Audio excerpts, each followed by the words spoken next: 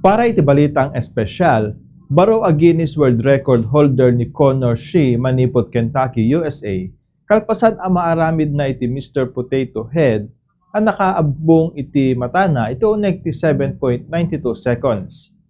Naartapan na ti dati nga record a 12.11 seconds ni Andrei Ortov iti Germany.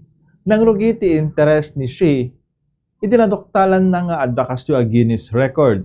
Malaksit iti panagsanay, inaramat ni Shea ti gandat natap no mangipakaamo iti may panggep iti Usher syndrome.